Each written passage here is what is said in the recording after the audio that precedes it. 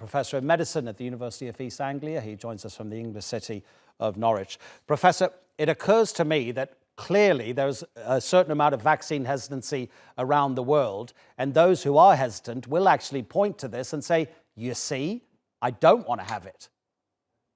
Well, I mean, I think they'd be wrong in saying that, because I think what this shows very clearly is that if you don't have the vaccine and you contract COVID, then you're substantially more likely to get a blood clot, including the cerebral venous sinus thrombosis that we heard about with the AstraZeneca vaccine. You're more likely to get it with COVID than with the vaccine, and pretty much all the other blood clot related diseases, strokes, heart attacks, they are not at all increased after vaccine compared to control groups, but they are substantially still increased in people who actually catch and develop symptomatic COVID. So, you know, this provides substantial extra information on the fact that having the vaccine is by far the safest option, particularly if you're in an older age group and particularly if you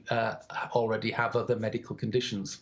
Yeah, I mean, it does seem as if older age groups have been actually quite keen to be vaccinated because of the risk of COVID-19 that it presents to older people, especially those with underlying conditions. From a scientific point of view, you can only present your findings and then let people make their decisions based on the science.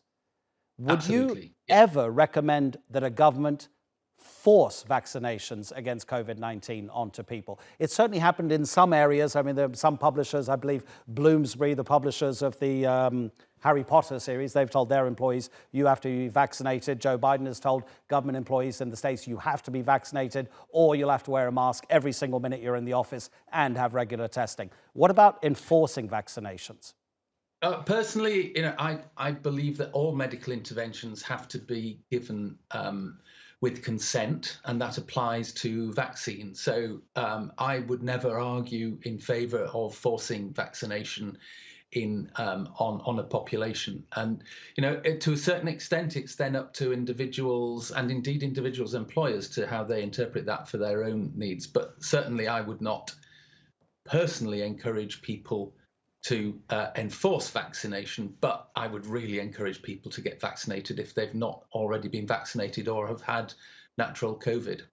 Based on the numbers you've seen, I mean, whether it's in the UK or abroad, would you say it's more the younger people who are driving infections now? Because as we've said, older people, many of them have had the jab and some of them are due to have a booster indeed. Yeah, absolutely. And I think that the data does show that the younger people are spreading the infection more readily and are getting infected more frequently than older age groups.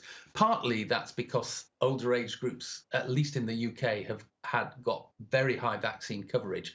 But also it's because I think we're still seeing a degree of reticence in older people to fully re-engage in society at the moment, whereas younger people don't have quite the same nervousness. So I think some of the difference is vaccines, some of it is increased socialization in younger age groups compared to older age groups. Professor Paul Hunter, thank you so much indeed. Really appreciate it.